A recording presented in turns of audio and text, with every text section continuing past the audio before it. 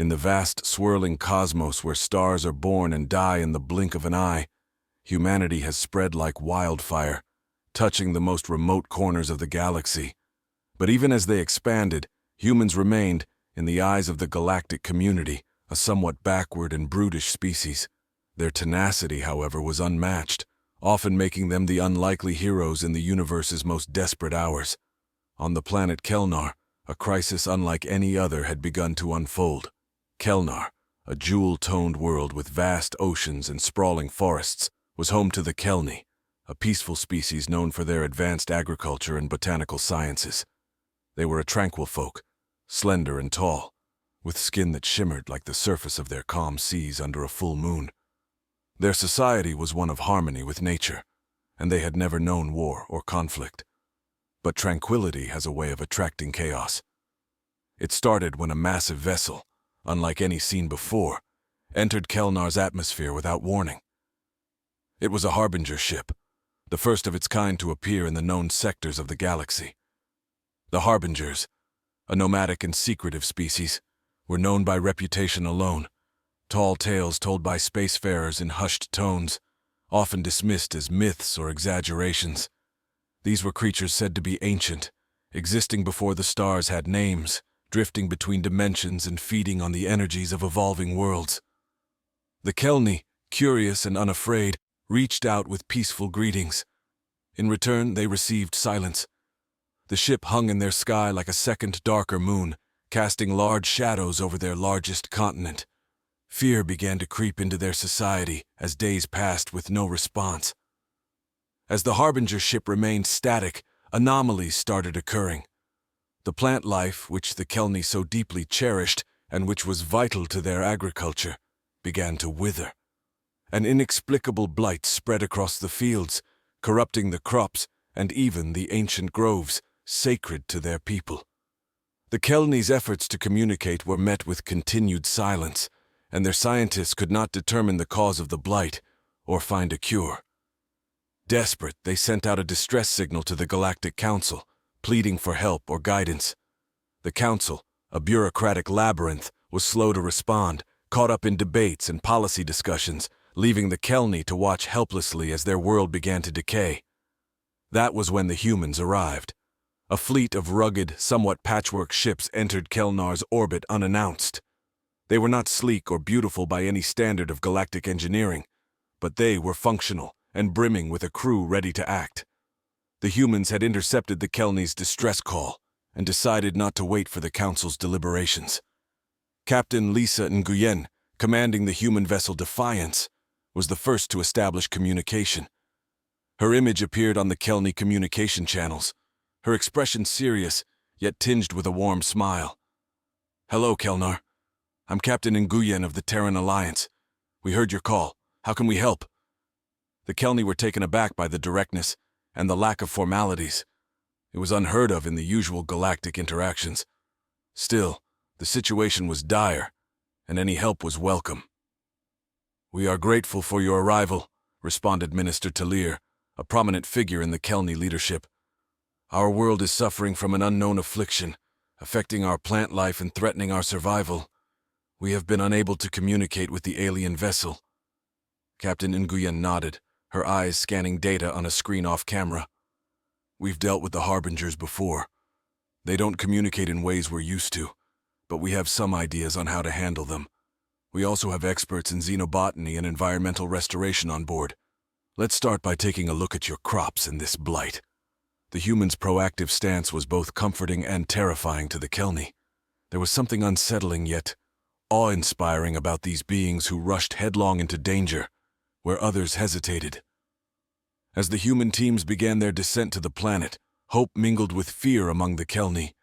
They had sought heroes in their hour of need, and only the terrifying humans had come to the rescue. The human teams descended on Kelnar with an efficiency that bordered on chaotic, a stark contrast to the orderly nature of Kelni society. The lead team, headed by Dr. Emily Santos, a renowned xenobotanist, set up their mobile labs on the edges of one of the most afflicted groves. The site buzzed with activity as human scientists and Kelni scholars exchanged data and specimens, eager to uncover the root cause of the mysterious blight. Dr. Santos, equipped with her scanning tools, moved through the grove with a group of Kelny assistants. The trees around them bore the eerie marks of the affliction, leaves blackened as if scorched by fire, and bark that crumbled to the touch. "It's as if the life force of the planet is being siphoned away," she muttered, taking samples of the damaged flora. Meanwhile, in orbit, Captain Nguyen coordinated with her crew aboard the Defiance. "Keep scanning that Harbinger ship. I want to know if it's emitting anything unusual. Radiation, particles, anything that could link it to what's happening on the surface." The engineers and tech specialists worked tirelessly, sifting through the data. It wasn't long before an engineer named Mark Levin reported an anomaly. "Captain, we've detected a low-frequency pulse emanating from the Harbinger ship. It's unlike any energy signature we've encountered before." Back on Kelnar, Dr. Santos received this information with a mix of intrigue and concern. Linking her findings with the ship's emissions could provide the breakthrough they needed. She enhanced her scans of the blighted plants, searching for any signs of influence by this alien pulse. "Look here!" Dr. Santos called out to a Kelny scientist, pointing at her screen which displayed the cellular structure of a plant. "The cells are deteriorating, almost resonating with the pulse from the ship. It's like a destructive harmony." As the humans delved deeper into the science, the Kelny prepared for a potential confrontation. Minister Talir, in a meeting with Captain Nguyen, expressed his reservations. "Your findings suggest an intentional harm. Why would these harbingers target us?" Captain Nguyen, viewing the situation through a tactical lens, proposed a plan. "We might not understand their motives, but we know they're affecting your planet. We need to either stop that pulse or shield your biosphere from its effects." Plans were set into motion to create a dampening field around the most affected areas. Human engineers and Kelny technologists pooled their technologies to develop a prototype device capable of neutralizing the alien pulse, at least temporarily. The collaborative effort was a sight to behold, blending the intricate naturalistic technology of the Kelny with the straightforward utilitarian designs of the humans. Within hours, the first dampener was activated, enveloping the grove in a subtle hum. The immediate area began to show signs of recovery, much to the relief of everyone involved. However, the success was short-lived. The Harbinger ship, silent until now, began to descend towards the planet's surface, its intentions as obscure as ever. The entire team watched anxiously as the massive vessel positioned itself directly above the main continent. "It's reacting," said Captain Nguyen, her voice steady despite the rising tension. "Whatever we're doing, it's not going unnoticed. We need to be ready for anything." As the Harbinger ship loomed closer, casting a vast shadow over the lands below, the Kelny looked to the humans, their strange, terrifying new allies, with a mixture of fear and hope. The next steps they would take together could either save Kelnar or lead to unprecedented disaster. The line between savior and destroyer was thinner than ever, and the humans were prepared to walk it side by side with the Kelny. The descent of the Harbinger ship was a calculated maneuver, not just a show of force, but a deliberate engagement in response to the human Kelny intervention. The ship's outer hull, a dark, matte surface, seemed to absorb all light, making it appear as an ominous void against Kelnar's brighter sky. On the surface, the collaborative team hurried to strengthen their defenses. Dr. Santos worked with the Kelny to expand the network of dampeners, creating a wider field that could potentially shield significant portions of the afflicted areas. Meanwhile, Captain Nguyen coordinated with her tactical team, preparing for a direct confrontation if necessary. "We need to establish a communication line with the Harbinger ship," she decided, her eyes locked on the massive craft hovering ominously close. "If they're intelligent enough to react to our actions, they might be willing to communicate." The attempt to establish contact was fraught with uncertainty. Human technology was adaptable, but the Harbingers were an enigma, operating on principles not fully understood by the galaxy's most advanced species. The communications officer sent out a series of complex signals, ranging from electromagnetic pulses to quantum-entangled messages, hoping one would catch the attention of the ship's mysterious occupants. Unexpectedly, the ship responded, not with words, but with a series of rhythmic pulses that seemed to resonate at the same frequency as the blight affecting the planet. This was their language, a form of communication so alien it was almost indiscernible as speech. Dr. Santos, observing the patterns, realized the pulses mirrored the deteriorative process in the plants.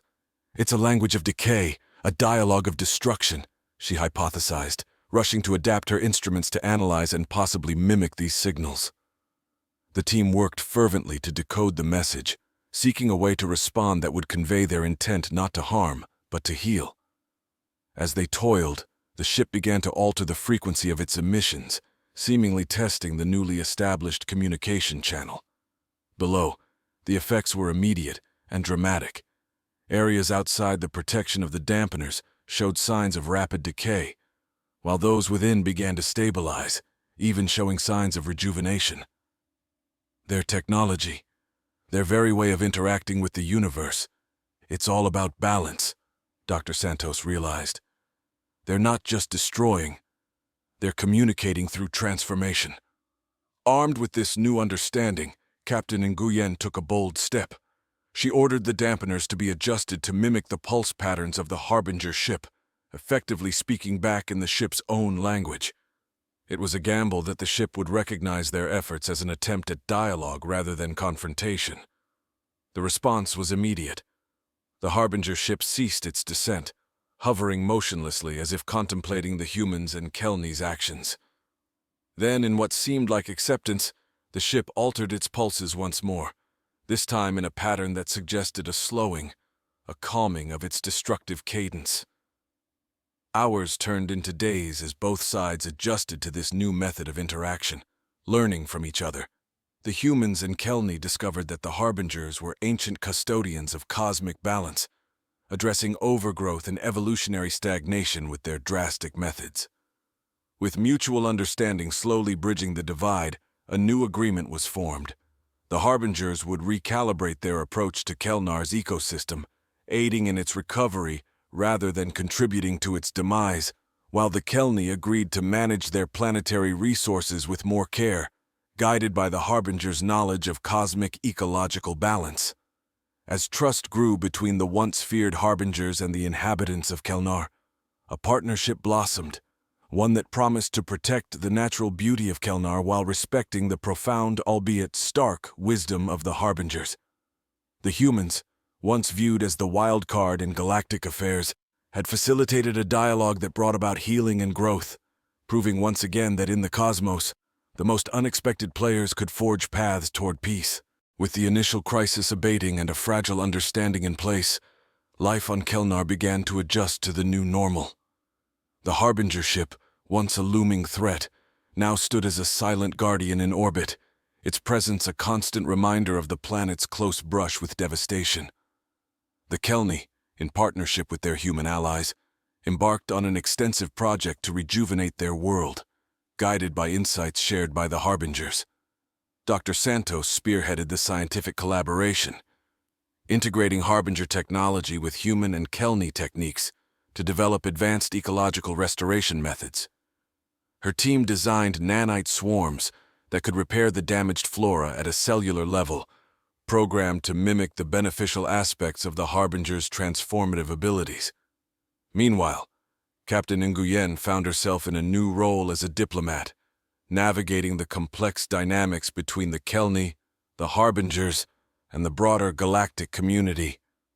News of the unprecedented alliance had spread, drawing attention and scrutiny from various corners of the galaxy. Some viewed the humans' involvement with suspicion, concerned about their rapid rise as interstellar mediators. Others saw a potential blueprint for dealing with other rogue or misunderstood entities across the stars. The key is communication, Nguyen explained in a council meeting aboard the Defiance. We've learned that even the most alien of beings have motives that can be understood and engaged with. We must be ready to adapt our approaches, to find common ground instead of common enemies. Her words resonated with many, sparking debates on how to handle future encounters with unknown species. The Galactic Council, once slow and hesitant, began to take a more proactive stance, establishing a new Bureau for Interspecies Communication with Nguyen as one of its advisors.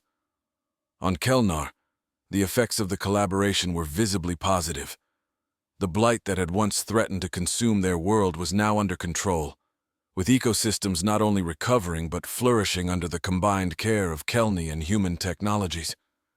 The Kelni themselves evolved, their culture adapting to incorporate a greater understanding of other life forms and their places in the universe. Yet the peace was not without its tensions. Some Kelni factions resented the heavy human and harbinger influence on their planet, fearing a loss of their cultural identity and autonomy. Quietly, these groups began to gather, sharing their grievances and forming a coalition aimed at reclaiming their planet's independence. Amidst these undercurrents of dissent, a new challenge emerged.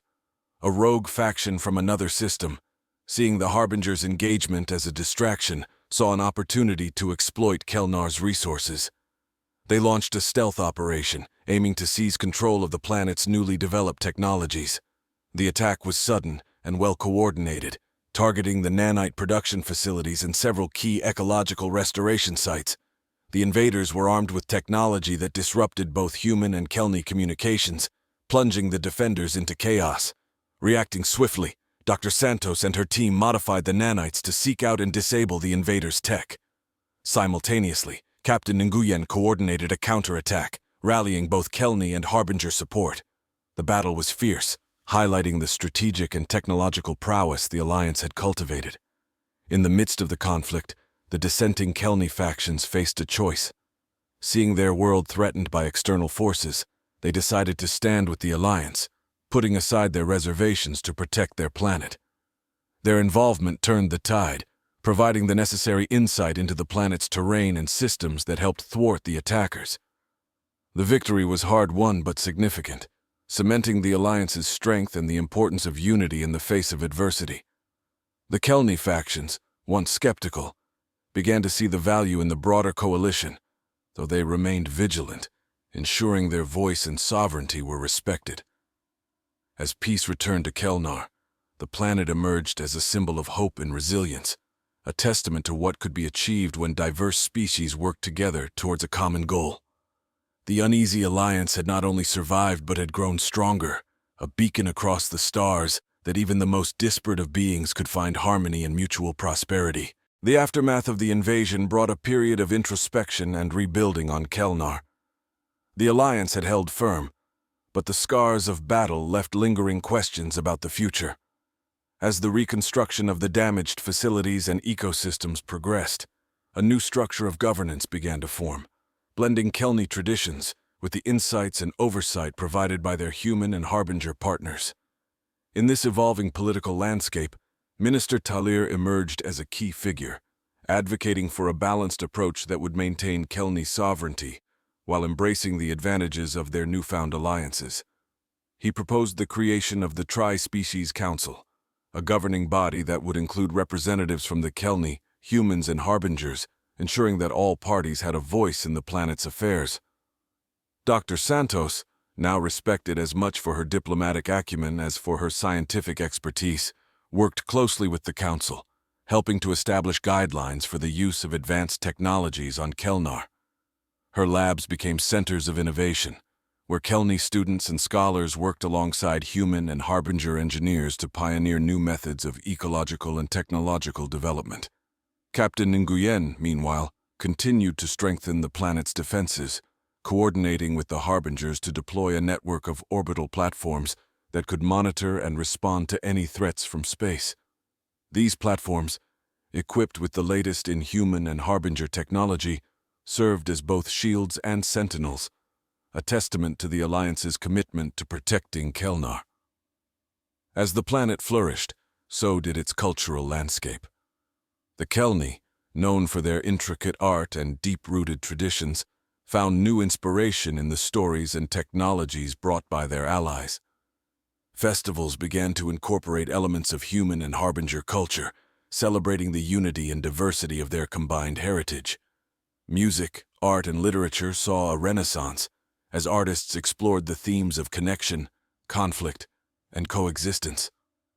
However, not all were content with the direction of the new society. The fringe groups that had once resisted the alliance began to gain a following. driven by a narrative of lost autonomy and cultural dilution. They operated in the shadows, organizing quietly but effectively, drawing in those who felt disenfranchised by the rapid changes enveloping their world. One such group, known as the Pure Kelny Front, became particularly influential, advocating for a return to isolationist policies and the removal of all off-world influences from Kelnar. Their charismatic leader, Sovar, was a master of rhetoric, using the media and public appearances to sway the populace with his vision of an independent Kelny planet, untainted by outsider interference. The council, aware of the growing unrest, tasked Dr. Santos with leading a public outreach initiative aimed at educating the population about the benefits of the alliance. She organized symposiums and exhibitions, showcasing the technological advancements and environmental recoveries made possible by the collaboration. Her efforts were met with mixed reactions. While many were swayed by the tangible improvements to their lives, others remained skeptical, viewing the initiatives as propaganda. Tensions reached a new high when the Pure Kelny Front staged a major protest during one of the largest cultural festivals, disrupting the event with demands for an immediate referendum on the expulsion of all non-Kelny. The protest turned violent, forcing Captain Nguyen to intervene. Her decision to deploy peacekeeping forces was controversial, seen by some as necessary to maintain order, but by others as an oppressive measure that only fueled the dissenters' claims. As Kelnar stood on the brink of civil strife, the leaders of the Tri-Species Council convened an emergency session to address the crisis. It was clear that a new approach was needed, one that would address the concerns of the Kelny populace while safeguarding the progress they had achieved together. The resolution came from an unexpected source, a joint proposal from human and harbinger representatives, suggesting that the Kelny be given greater control over their governance, with the humans and harbingers stepping back into advisory roles. This move, radical in its trust and respect for the Kelny's ability to lead their own future, was a gamble that would either stabilize the planet or hasten its division. The decision to redefine the structure of interspecies governance on Kelnar was a monumental step towards addressing the growing discontent among its populace. The proposal, while initially met with skepticism, gradually began to gain traction, as more Kelny came to view it as a genuine effort to restore their sovereignty and respect their cultural heritage. In the weeks that followed, the Tri-Species Council worked diligently to implement the changes, transferring more administrative and legislative powers to the Kelny. Human and harbinger advisors remained, but their roles were clearly delineated to support rather than dictate, a distinction that was crucial in easing tensions. Minister Talir, now appointed as the first premier of the restructured council, spearheaded the transition with a series of reforms aimed at decentralizing power. Local councils were strengthened, and representatives were elected through a new, more inclusive system that allowed for greater representation of the various Kelny communities and their diverse perspectives. Dr. Santos shifted her focus from direct intervention to education and empowerment, establishing a network of learning centers across Kelnar. These centers, equipped with the latest in ecological and technological research, were open to all Kelny, providing education and training that enabled them to manage their environment and technology sustainably. The centers became hubs of innovation and discussion, fostering a renewed sense of ownership and pride among the Kelny. Captain Nguyen, recognizing the need for a subtle yet effective security presence, reorganized the defense initiatives into a joint Kelny Human Harbinger task force. This force was not only tasked with defending Kelnar, but also with conducting outreach and cooperative missions that helped to maintain peace and provide aid where needed. The visibility of these efforts helped to rebuild trust in the Alliance's commitment to peace and mutual benefit. As Kelnar navigated these transformative times, the cultural renaissance that had begun continued to flourish. Art and expression became mediums through which the Kelny processed and celebrated the changes sweeping through their society. The festivals that had once been marred by protests transformed into celebrations of unity and diversity, showcasing collaborations between Kelny artisans and their off-world counterparts. However, Sovar and the Pure Kelny Front remained a vocal minority, continuing to advocate for a complete severance of external ties. Their message, however, found less resonance in a society that was visibly thriving under the new system of governance. Gradually, their influence waned as more Kelny experienced the benefits of the reforms firsthand. The pivotal moment came during the annual Gathering of Groves, a traditional Kelny celebration of harmony and renewal. For the first time, the event was co-hosted by humans and harbingers who participated in the ceremonies and shared their own traditions. The gathering was broadcast across the planet and beyond, serving as a powerful symbol of Kelnar's new identity, a community deeply rooted in its traditions yet open to the cosmos. As the festival concluded with a spectacular display of lights and music, blending technology and nature in a breathtaking tableau, Premier Talir addressed the gathered crowd, his words broadcast to every corner of Kelnar and to distant worlds across the stars. Today we stand together, not as separate races, but as a united community, Talir proclaimed. Our journey has been marked by challenges, but also by incredible growth. We have learned that our strength lies not in isolation, but in our ability to adapt, learn, and collaborate.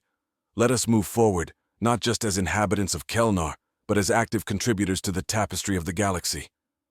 The crowd erupted in cheers, a sound that resonated with hope and determination.